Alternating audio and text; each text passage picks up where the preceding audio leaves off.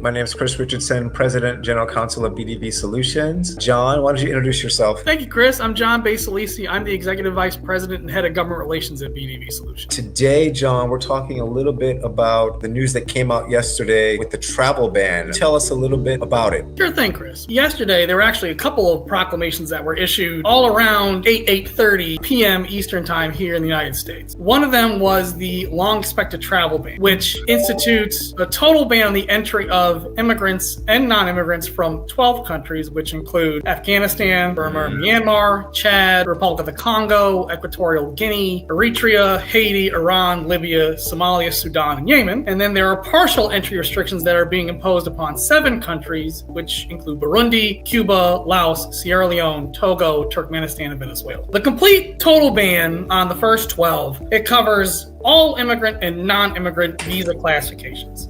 Whereas for the 7 countries that have limited entry restrictions, they are subject to restrictions on any immigrant visa holders and holders of B, F, M, and J non-immigrant visas. For those of you who have dealt with these travel bans during President Trump's first term in office, there were a series of exemptions that were included in them. These include immediate relatives. These include certain non-immigrant visa holders, your A visas, your NATO visas. Anybody who's coming here for a government purpose is covered by this. What would you say to any of our clients right now who are caught up in the travel ban? What advice would you give them? I think a lot of this is going to depend upon where they are in the world. If we have our clients and they're in the United States, you do whatever it is you need to do to stay here, because it's not like a presence ban. You're here. It's an entry ban. So long as you don't leave the U.S. and then try to re-enter, you won't have problems. The other thing that I would caution people is that if they are here, at some point they probably have to renew their visa. I imagine there will be some sort of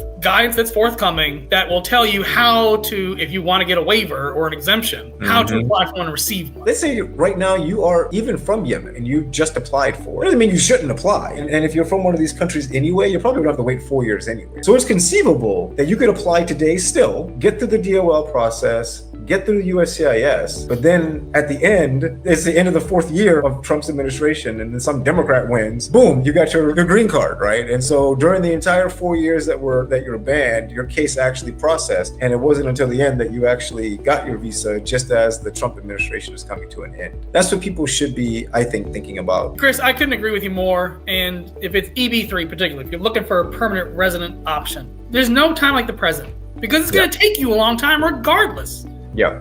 Whether you're from a covered country under this proclamation or not. All right, everybody. Well, thank you all so much. As always, John, it's a pleasure to talk to you. Pleasure's all mine, Chris.